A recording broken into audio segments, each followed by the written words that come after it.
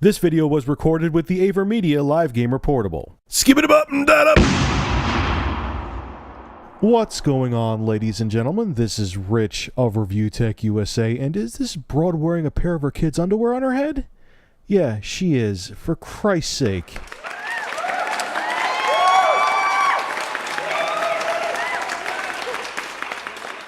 So Square Enix is going mobile, yeah! Well, they kind of are going mobile. They're switching around a bunch of people and they're making one of their studios focus on mobile. Yeah. Anyway, today's shout out goes to Marks Teja. I think I'm saying your YouTube name right. If I'm not, I apologize. The link to his channel will be below in the description. So anyway, let's talk about Square Enix. Let's see what's going on with them. So Square Enix is getting shaken and stirred up. Daryl Gallagher, who was previously in charge of Crystal Dynamics, has been named the head of the studios for Square Enix's North American and European operations. He's still going to do some leadership roles at Crystal Dynamics for the time being. They want to make the studio's portfolio look good. Eidos Montreal has a new studio head, David Anfonsi, who previously was executive producer of Deus Ex Human Revolution. He'll be overseeing development on the new Thief title. Now, the biggest thing here is that Square Enix Montreal will be shifting its focus from AAA titles to mobile games. Patrick Naud has been appointed as the studio head and will for now be working on Hitman-related projects. IO Interactive, who recently got their asses handed to them with some layoffs, are also currently working on a new AAA Hitman game, and they have a new director named Hans Seifert. I'm hoping I'm saying that right. This is all happening after former Square Enix president Mike Fisher resigned earlier this year, and in April, Yasuka Matsuda from Square Enix had this to say. He said he would be reviewing all Square Enix duties, business, and assets on a zero-based budgeting standpoint in order to find what works and what doesn't work for our company, then cast all of our resources towards extending what makes us successful and thoroughly squeezing out what doesn't. Well, I've talked about Square Enix before, and they've been in sorry shape for a while, and the fact that they wanted Tomb Raider to move 6 million units and were disappointed that it only sold 4.5 million units.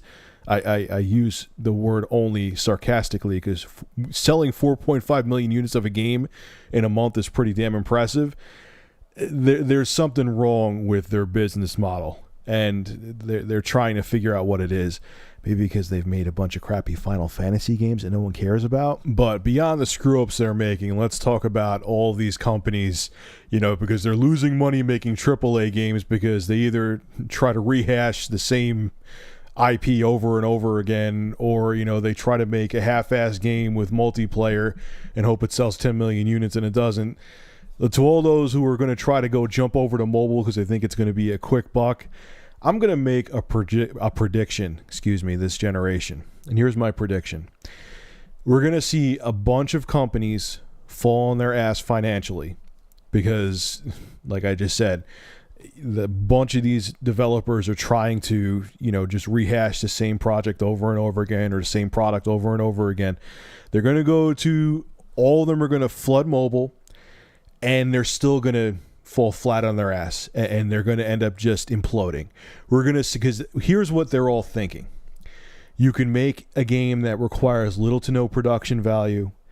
You could sell it for next to nothing. You could turn it around real quick, and they think they're going to make a shitload of money. And there is a lot of money to be made in mobile gaming. But when everyone and their mother is trying to jump ship to mobile gaming because they can't cut it as a AAA developer, you're going to be in the same boat basically as you were trying to make a game for a console, where you have everyone and their mother trying to do the same thing, and it's just going to backfire on you because there's going to be too many cooks in the kitchen. On top of that too, Square Enix, I'm scratching my bald ass head with this one. You try to sell your games on the Android market for $15 and $20.